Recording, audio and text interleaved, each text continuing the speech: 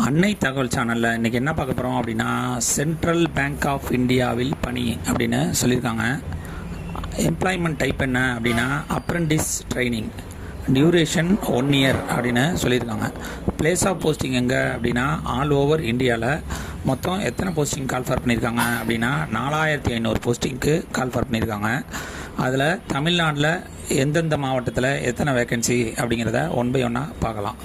செங்கல்பட்டில் 7, சென்னையில் 25, காஞ்சிபுரத்தில் 6, ராணிப்பேட்டில் 4, திருவள்ளூரில் 7, வெள்ளூரில் 8, கோயம்புத்தூரில் 15, தருமபுரியில் 4, திண்டுக்கல்லில் 5, ஈரோடில் 3, கரூரில் 2, கிருஷ்ணகிரியில் 5, நாமக்கல்லில் 2, நீலகிரியில் 5, சேலத்தில் 3, திருப்பூரில் 6, கன்னியாகுமரியில் 5, மதுரையில் 8, ராமநாதபுரமில் 3, சிவகங்கையில் 6, தென்காசியில் 4, தேனியில் 4, திருநெல்வேலியில் 6, தூத்துக்குடியில் 9, விருதுநகரில் 3, அரியலூரில் 1, கூடலூரில் 11.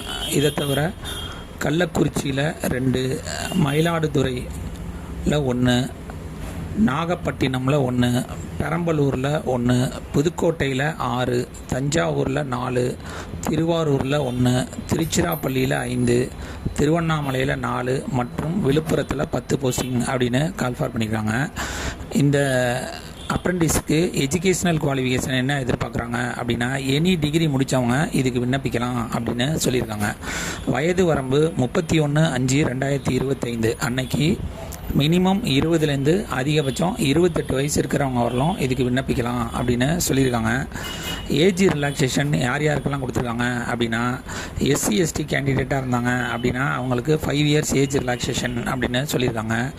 ஓபிசி கேண்டிடேட்டாக இருந்தாங்க அப்படின்னா அவங்களுக்கு 3 இயர்ஸ் ஏஜ் ரிலாக்ஸேஷன் அப்படின்னு சொல்லியிருக்காங்க. இதுவே ஃபிசிக்கலி சேலஞ்சு ஜென்ரல் மற்றும் எக்கனாமிக்கலி வீக்கர் செக்ஷனாக இருந்தாங்க அப்படின்னா அவங்களுக்கு 10 வருஷம் ஏஜ் ரிலாக்ஸேஷன் கொடுக்குறாங்க. ஃபிசிக்கலி சேலஞ்சு எஸ்சி எஸ்டி கேண்டிடேட்டாக இருந்தாங்க அப்படின்னா அவங்களுக்கு 15 வருஷம் ஏஜ் ரிலாக்ஸேஷன் கொடுக்குறோம் அப்படின்னு சொல்லியிருக்காங்க. ஃபிசிக்கலி சேலஞ்சு ஓபிசி கேண்டிடேட்டாக இருந்தாங்க அப்படின்னா அவங்களுக்கு 13 வருஷம் ஏஜ் ரிலாக்ஸேஷன் கொடுக்குறாங்க. இதை தவிர எக்ஸ் சர்வீஸ்மேன் கேண்டிடேட்டாக இருந்தாங்க அப்படின்னா அவங்களுக்கு ஆஸ் பர் கவர்மெண்ட் பாலிசி பிரகாரம் ஏஜ் ரிலாக்ஸேஷன் கொடுக்குறோம் அப்படின்னு சொல்லியிருக்காங்க. ஸ்டைஃபன் எவ்வளோ கொடுக்குறாங்க அப்படின்னா 15,000 per month அப்படின்னு சொல்லியிருக்காங்க.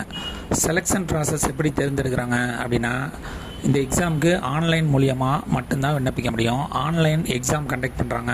அதில் செலக்ட் ஆகிறவங்களுக்கு டாக்குமெண்ட் வெரிஃபிகேஷன் மற்றும் லாங்குவேஜ் டெஸ்ட் மூலியமாக தேர்ந்தெடுப்போம் அப்படின்னு சொல்லியிருக்காங்க.